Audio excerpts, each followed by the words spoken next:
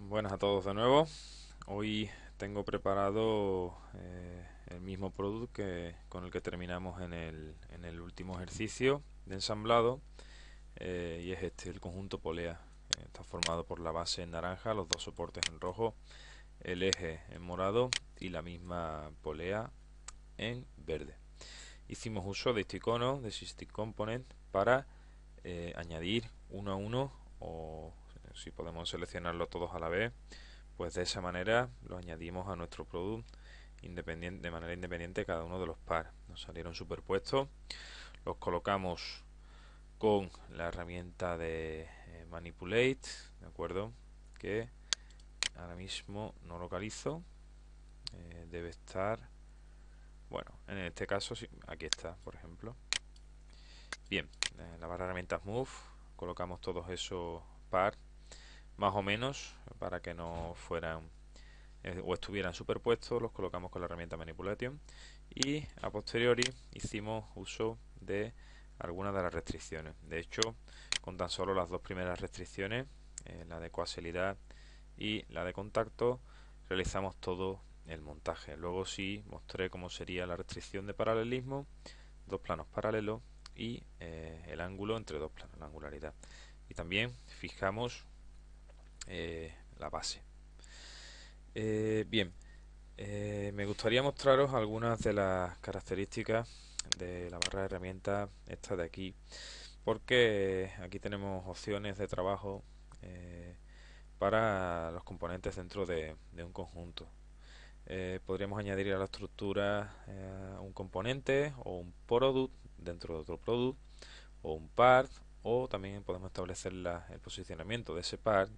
Bien, y todos estos iconos ya es algo más avanzado, de forma que alguno pues sirve para reemplazar los elementos de la estructura de un product, como este de aquí, que está desactivado, o graph, tree reordering, pues nos va a servir para reordenar los elementos de la estructura de un product, o para asignarle un número, o bien pues para cargar o descargar los elementos de la estructura de forma, de forma selectiva. Y este, por ejemplo, pues para gestionar las propiedades de representación de los elementos.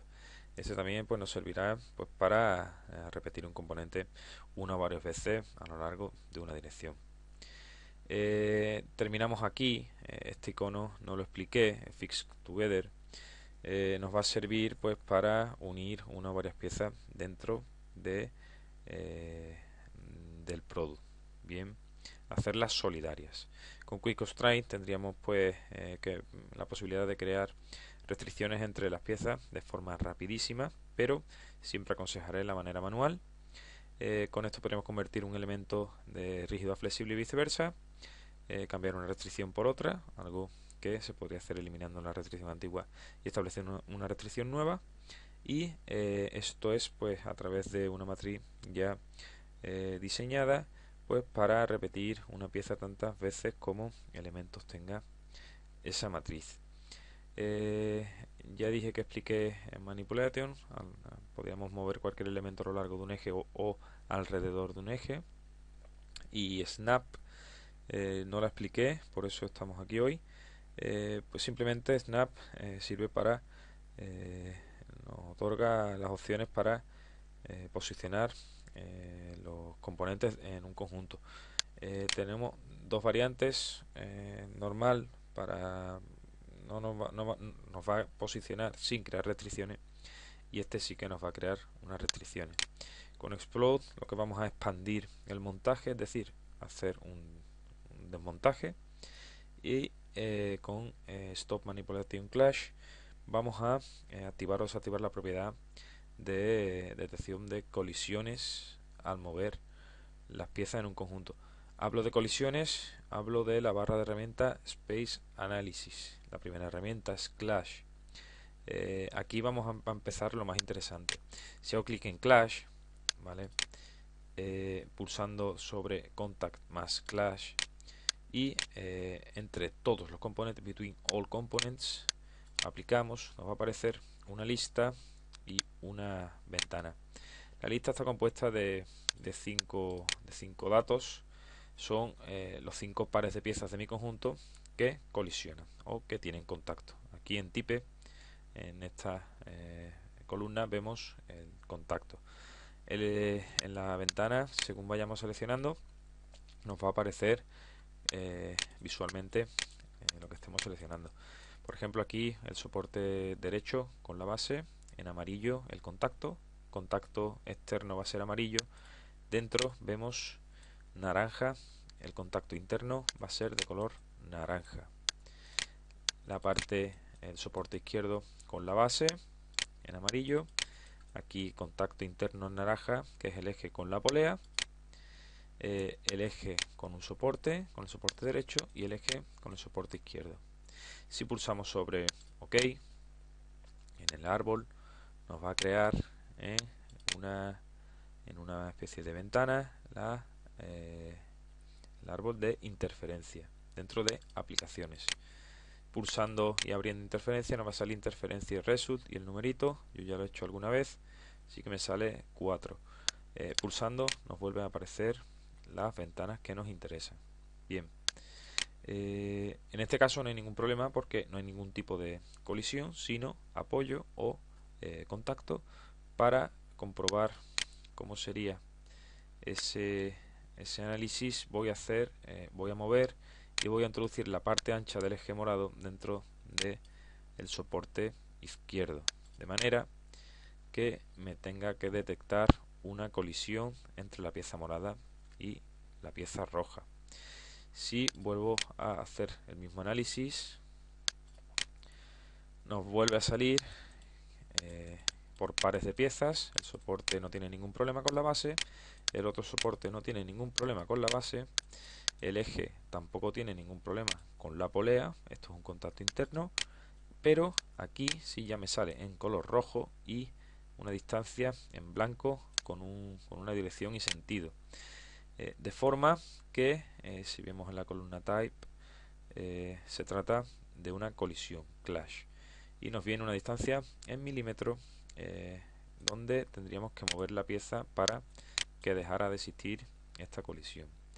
¿De acuerdo? Sería la colisión entre el eje morado que se ha introducido dentro del taladro pequeño del soporte. Este sería el izquierdo, sería tal y como lo tengo en el product colocado, sería esta vista. ¿De acuerdo?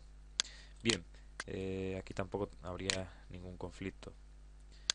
Si le vuelvo a dar a aplicar, me va a salir aquí de nuevo interference result, y podríamos volver a comprobar el resultado de esa interferencia. Creo que es algo bastante útil, una herramienta bastante útil, más bien una aplicación bastante útil, ya que nos va a determinar si dos piezas o las piezas de un conjunto son absolutamente compatibles, es decir, si es viable el montaje o no lo es. También en sectioning, este icono pues sirve para ver una sección. Recuerdo la diferencia entre una sección y un corte. En una sección solamente se va a ver la sección, es decir, el espesor mínimo, solamente la vista de esta sección. No se va a ver una vista, es decir, lo que hay detrás de la sección no se va a ver. Si por ejemplo hago una sección de este tipo, ¿de acuerdo? Vamos a mover esto de forma, intentemos cortar pues, más piezas. Hemos pulsado OK, se nos abre aquí directamente lo que nos ha cortado esa sección. No se puede ni girar ni nada, es una vista normalizada, normal, y se nos ha cortado la base en dos partes, un soporte, el eje y parte de la polea. Bien, cada vez que hacemos clic en OK, cuando hemos seleccionado el plano, nos va a aparecer una pestañita de sections dentro de aplicaciones también, y el orden de la aplicación que vayamos usando. Es decir, además, si seleccionamos la sección, nos va a aparecer cómo sería el corte de la sección que hemos seleccionado.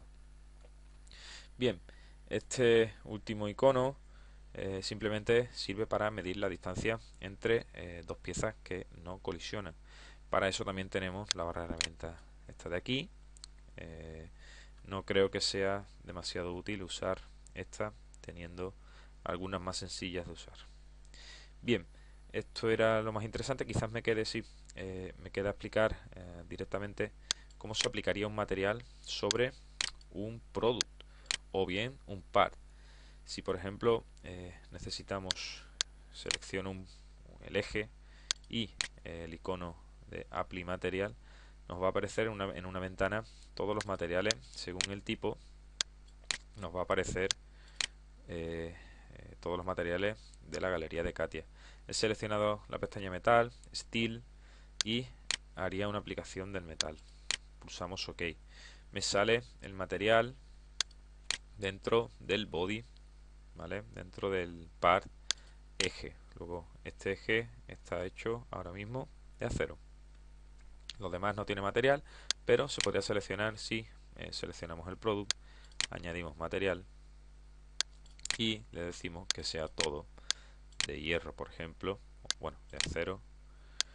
Aplicamos material y pulsamos OK, de forma que en el mismo árbol vamos a ver cómo tenemos aquí el acero puesto para todo el producto. Si hacemos doble clic aquí, accedemos a las propiedades del acero, de forma que tenemos aquí propiedades gráficas, creo que son las menos interesantes, pero estas sí, de análisis, parece que sí que son más interesantes, donde encontramos el módulo de Young, radio de Poisson, la densidad, el coeficiente de expansión térmica y el límite elástico. También tenemos por aquí algunas otras propiedades, y también tenemos cómo se dibujaría con el módulo drafting, pues toda la representación de este material.